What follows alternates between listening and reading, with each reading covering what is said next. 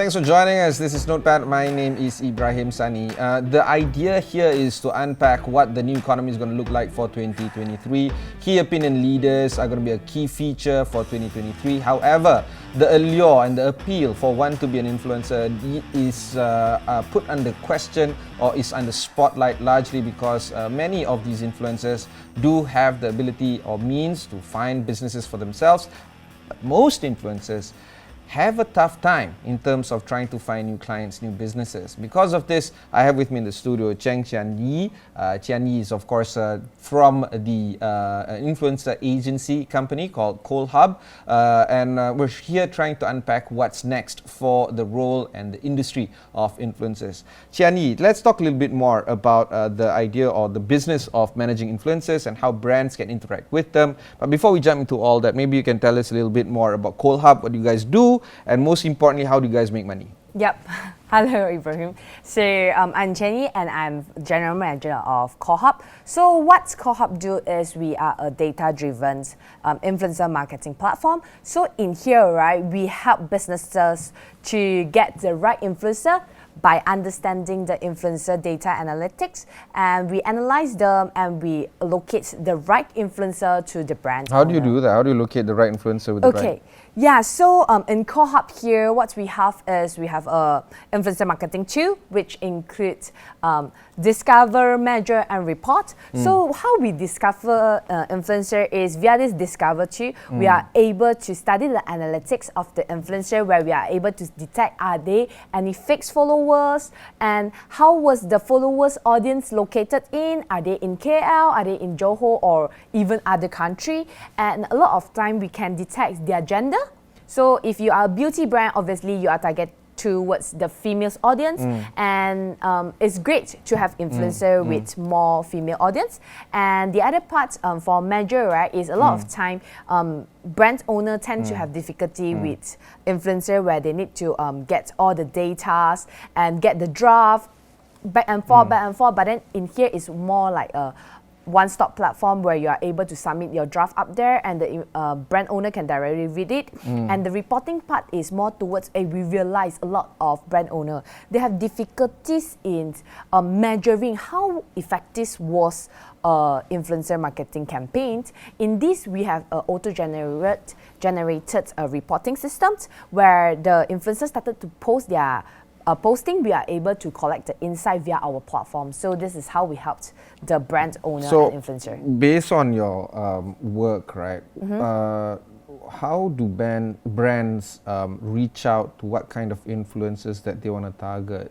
Is it normally they want influencers with the most followers or the most interactive followers? Or do you feel that it's very much campaign oriented, so they want to push a particular product for a particular season, New Year season, right now we're facing New Year season, so they might want to focus on that particular short campaign? Or is there an idea where brands tend to follow through an entire year campaign? How do you see brands using influencers to market their products and services? Okay, so it's actually a myth that a lot of people thought like, I must get influencer with high followers, but actually not. So in this, right, what we do is we need to understand the brand itself, and we as a specialist and a consultant, we need to talk to the brands nicely and then understand what's their entire year marketing strategy is, and based on this, we will introduce them the relevant influencer that's suitable for their target audience, to reach out their target audience. And also either it's long-term campaign or a short-term campaign, we will plan them differently, depend on their marketing strategies. One idea that I want to look at is what type of brands come into the picture. Is it F&B? Is it healthcare? What is it? Yes, actually for F&B is currently very popular, like either on TikTok, Instagram, or even like Lemon's 8 or Xiaohongshu. All these are very popular F&B options, and beauty and care and also fashions are very popular brands. And also we do have more and more exhibitors coming in and reach out us to share about their exhibition shout out. Yeah. Oh, okay. So event organizers basically. Yes. What's the difference between using an influencer versus, I know it's a very basic question, but what's the difference between using an influencer versus, say for instance, digital marketing on, you know, Facebook, Google, whatever? Is there that idea of, because there is an influencer, it's more believable, the brands that they're promoting, or consumers already get it, like, you know, like, of course lah, the influencer will say good things about this particular product. I mean, why else, right? So the believability and the ability for them to attract the market, how important is it for brands to understand the role of influencer versus just go straight up, you know, advertising on Google or Facebook or elsewhere? Yes, actually, influencer marketing is only a small part in digital marketing. So it's just one of the marketing strategy that we have. And yes, why do people still using influencer marketing rather than just Googling them? It creates like a type of warmth, which is word of mouth. So influencer marketing is more towards the e-warm sites, like electronic word of mouth. So when there is a new product, no one have been reviewing or talk about the new product. It seems like, even like, how will I go and Google this thing? But then when I see the influencer have been introduced this thing, and a lot of them have been introduced this thing, it might create a curiosity for me. Then on this, right, when I look into, oh, this influencer have been saying all these things, if I really have the deep interest in this, I will go and Google it up and do so. So this is like, influencer marketing is the very first phase of introduce a product to the mass market. Then only people will go and Google and go and Facebook search about more about the details of the products. What about experience? Some brands want to talk more about the experience of interacting with the brand rather than, okay, my brand is so good, it has three qualities and all that. What about that whole experience element? Would influencer marketing be key to that? Like, no, let's say, okay, so I got a consumer cosmetic product. Yes. It's good because of three reasons. Yes. I don't want to talk about that. I want to talk about the experience of it. Say, you know, if you use my brand, you're going to be happy, you're going to be strong, you're going to be confident, all that. So it's rather experiential rather than the quality of the product. Do you feel that influencer marketing has a role in that? Yes. In fact, we have some brands, they actually don't mind of like the influencer talk about what's the pros and cons of their product. So there is pros, there must be cons, right? So some of them, they don't mind to provide the influencer my product for 2 weeks for them to experience out, and then they just share based on their personal experience. Yeah, we have some brands like that too. And some of them even like facial brands, right? You know, facial is not like a one-time thingy, it's like more like a long-term thingy. So some of our brand owners are very kind, they just give the influencer a 6-time trials. So basically the influencer go and experiment out, like within these 6 weeks, how do they feel? And a lot of time, you know, like all these facial things, sometimes you have like burst out or so, then they just tell the truth, oh, I actually have burst out. And then how was the brand, they counter this issue, or like they say it's normal to have like all these bursts out, and it will calm down after that, because during the first week it's more like the exfoliate progress, and then later it's more like a calming process. So basically the influencer just share throughout how she personally feels about this facial experience. Yeah. Okay, we'll go for one short break. When we come back, we'll discuss a bit more with KOLHUB.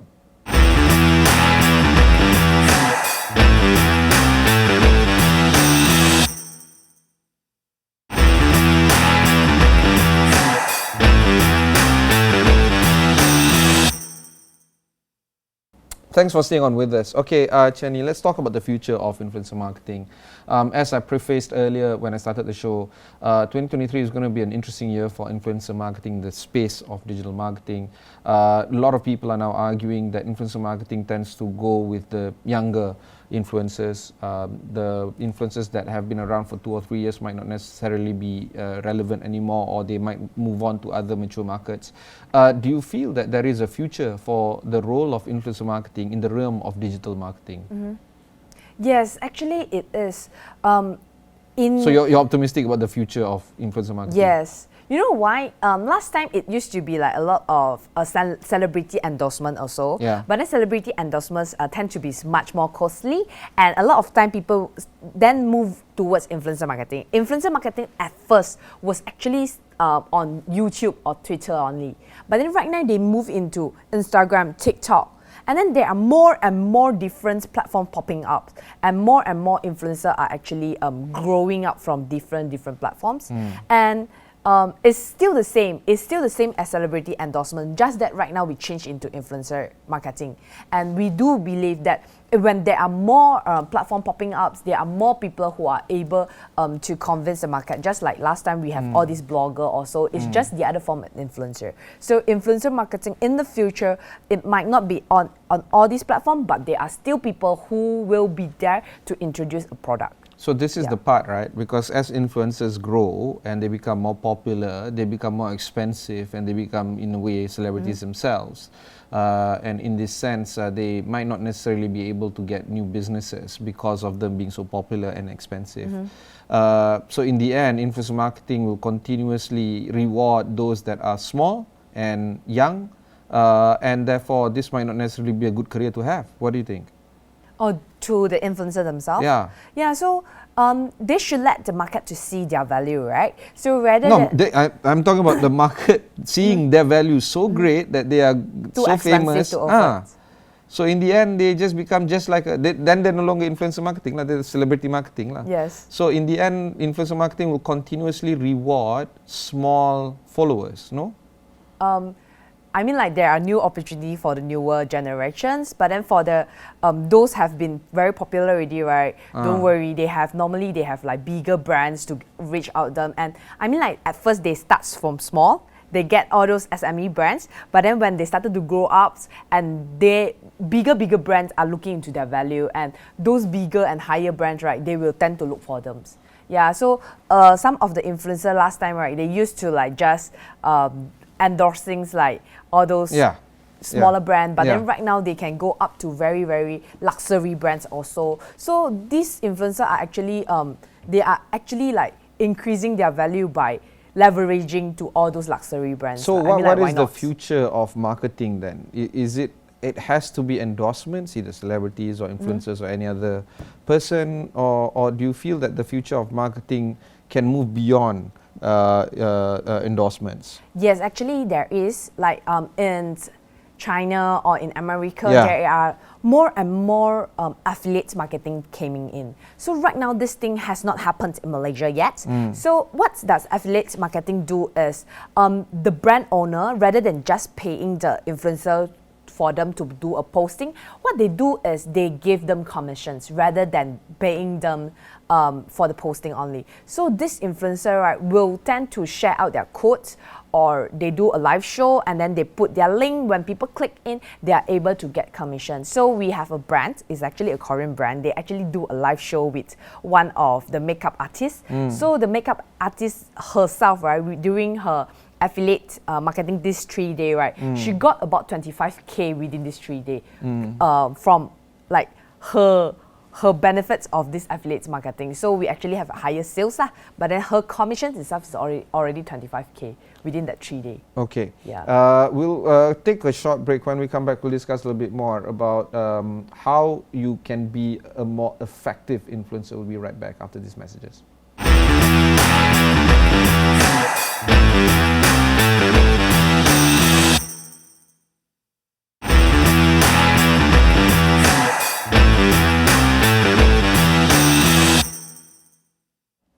Thanks for staying on with us. I have with me Cheng Qian Yee of KOLHUB. You've dealt with a lot of influencers. You were mentioning earlier that you have 3,000 influencers, for instance, for KOLHUB. What makes a particular engagement more interesting? What makes an engagement more getting more traffic versus those that do not get traffic, do not get a lot of engagements? Okay, so right now we tend to realize there are more engagement on IG Reels or TikTok, which is short video versions. So in not YouTube Shorts, huh? No, YouTube like quite long already. So people right now are like very anxious. They tend to look for shorter thing. No, but I'm talking about YouTube Shorts. Oh, not really, not really. Right so now, still on IG Reels and TikToks okay, are go a on. lot popular. So a lot of people's they have like shorter time, so they watch all these shorts videos. So how will it be more engaging is the influencer must try to be themselves and be as realistic as possible. So if your character are a very fun-going person, so just be as fun as possible in the videos. And when introducing a product or a brand, try to make it as you are the person that you feel this product. And a lot of time, rather than just introduce, hey, this is the USP of this product, why not you can create a scenes like telling the audience why the reason why I purchased this product. Maybe I purchased it for my parents also because my parents might face this issue and I'm solving them. Tell people the reason why you buy this product rather than you are just attracted by these products. I mean, it's like there are so many USP around, and a lot of people just tell you, hey, my brands are super good also, but you need to tell it from your perspective. What do you feel about this product? And the audience will feel you and they will like attach to it. Would you say that better storytellers tend to be better at influencing marketing? A lot of time it is. Or either is, do you have a specific knowledge or do you have a specific expertise level? Oh, that's another thing. So yes. good that you brought that in. Is it better for an influencer to have a specific area or domain rather than, you know, everything the guy does from travel, beauty, you know, food and beverage? Where is the Yes, I agree with what you say, Ibrahim. So what we have, right, previously we have a campaign is a salt reduction campaign. So it's telling people why not to... So what, salt reduction? Yeah, don't take in so much salt. Salt, okay, salt. Yes. Oh wow, okay. So we have able to engage one influencer, is actually a doctor. So the doctor themselves was explaining to it, and they tend to have a lot of people commenting it because the way how she convinced the message was very convincing, and she really tell you, hey, why does this is not good for your body and health? So, but it seems like a very boring topic, but when is she herself telling to the public, it makes sense a lot, as that was her profession. And it so goes into like F&Bs. So all these influencers who are very specific in sharing food, they are foodie influencer, it tend to like have more and more people will go and follow with them, and then will go and comment down there, hey, why not you go and try out this restaurant in Seri Petaling, it's very interesting. Or like, hey, how do you think about this restaurant? Is it very good? Hey, may you tell me where is the address of this? So when they have a specific niche, their audience who are interested about this topic will attracted by them. Yeah. Two more questions before we conclude our conversation. The first of the two is on vernacular marketing. Do you feel that language plays a key role when it comes to targeting the demography? Where do you feel in terms of, say, for instance, Chinese influencers trying to target Malay consumers, or Malay consumers trying to target Chinese consumers? How do you play with the interracial relationship that we have in Malaysia right now and the languages used between these races? Yes, it's actually very important to choose the right language when you target the right audience, right? So if you realize on TikTok, there are a lot of Chinese influencers, they tend to speak in Malay. So the reason why to do so is TikTok, this app itself is designed as a global version. There are people speaking in English and Malay.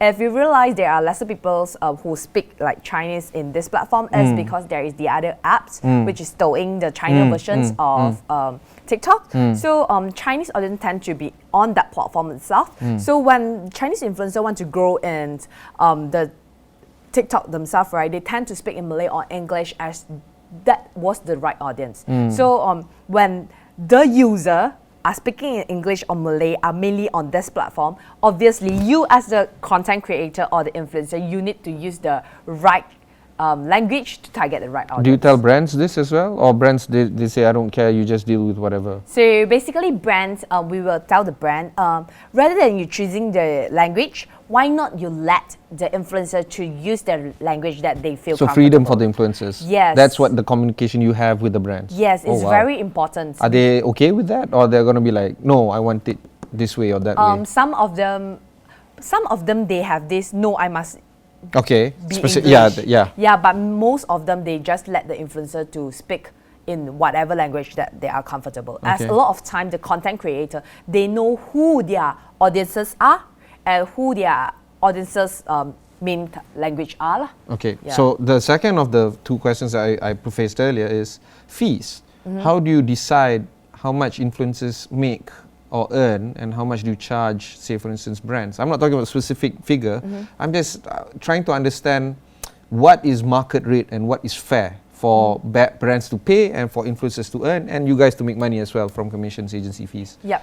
Okay, so what we do here, right, is basically we work based on the brand's budgeting.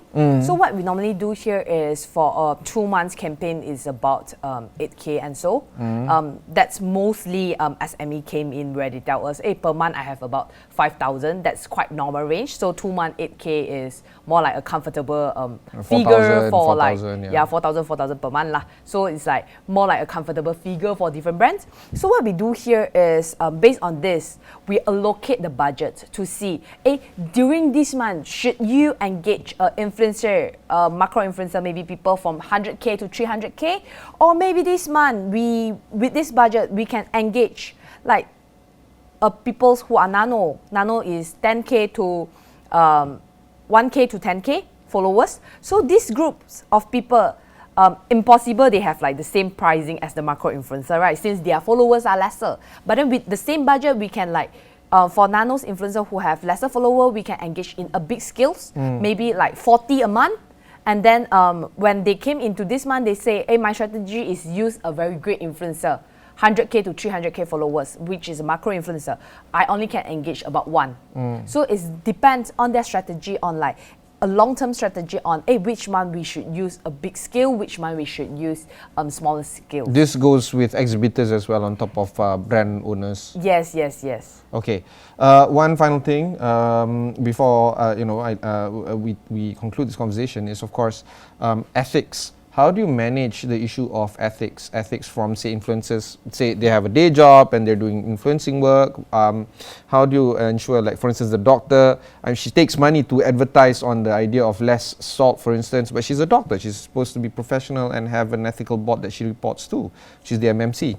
How do you manage that whole idea of ethics? Okay, so for them, right, we will definitely like get them brands that is really relevant to them. So for example, like ethnic, it's impossible for them to like endorse for like some junk food or like unhealthy thinking, which is different from their images. So for that, we definitely will not choose them. And when we see a brand that is relevant to them, right, we will talk to them and then ask them, hey, is it okay for you to talk about this thing? Yeah, but my question is more of, should the label that this is a paid posting has to be there? You know? No. They don't do that. Yeah, why not? Like I mean, like a lot of them, like these specific people's like doctor or athlete, they are more like a professions. So they don't really like write that this is sponsored by who, or like. Should they have that? No, a lot of brand they will not ask for that. The reason why they want to let people to see it as an influencer marketing campaign is like they want people to feel this is a genuine sharing. So if but they it's not, they're getting paid for this, right? Yeah, they are getting paid for it, but then they are more towards like a way of like just sharing it as a personal perspective of seeing into this product. Okay, also. Fantastic. That was a good conversation with Cheng Qian Yee of KOLHUB. If you've missed any part of this interview, just head on to astroawani.com. Head on there to find out more content or news or current affair items like this. My name is Ibrahim Sani. Catch you in the next one.